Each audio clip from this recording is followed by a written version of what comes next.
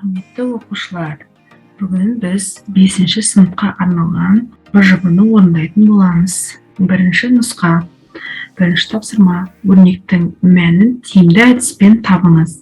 Бірінші А тапсырмасында 5084 көбейтілген 24 осылған 976 көбейтілген 5084. Бізде ең тиімді әдіс дейді.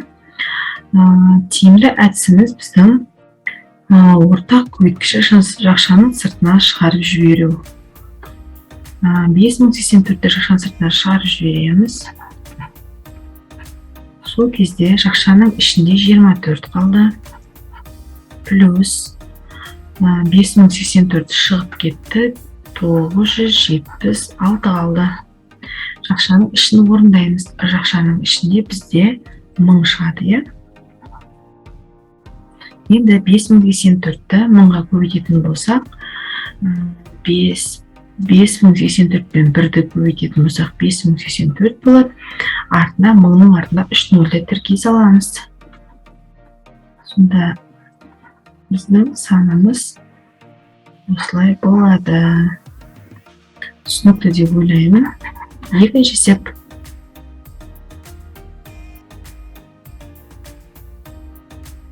Бұл жерде бірліктеріне қараймыз.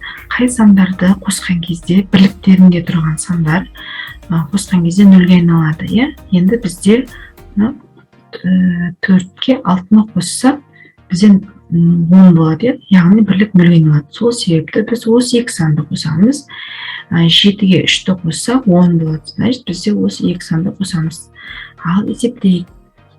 5094-ке 6-ны қоссақ 600 болады.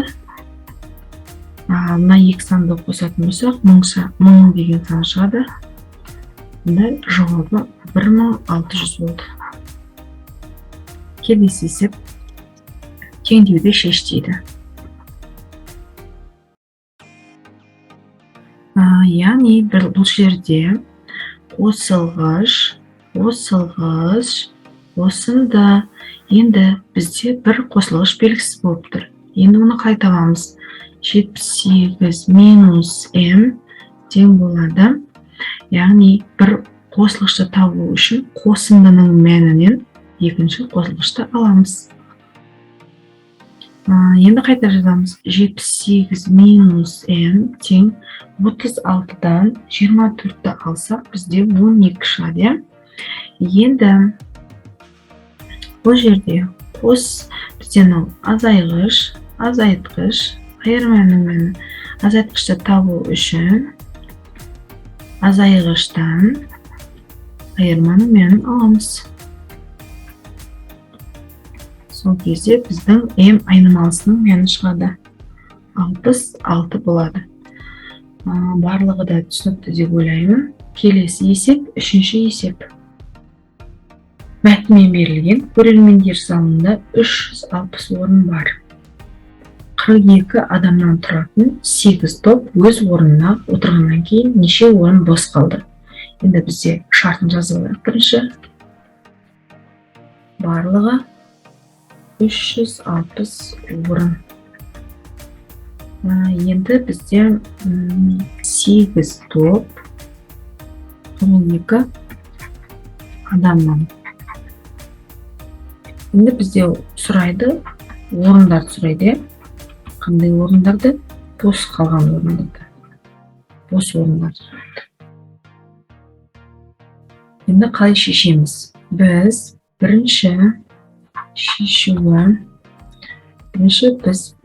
амал не істейміз?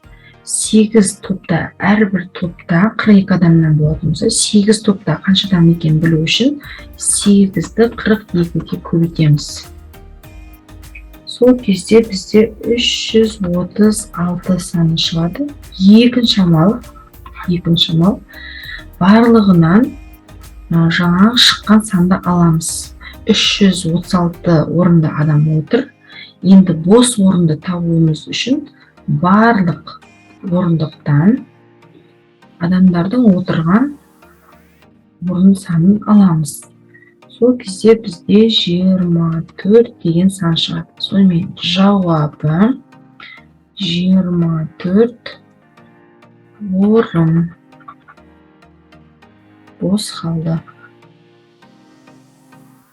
Түсінікті деп ойлаймын. Сұрақтарыңыз болса, комментарияға жазыңыздар. Біздің ақылы курстарымыз бар. Жазылып, хабарласуларыңызға болады.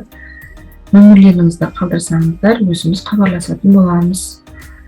Тікелей эфирде Zoom программасымен өтеміз. Барлық сабақтар тікелей эфирде жүргізіледі. Хабарласып білулеріңізге болады. Сау, сәлеметте болыңыздар.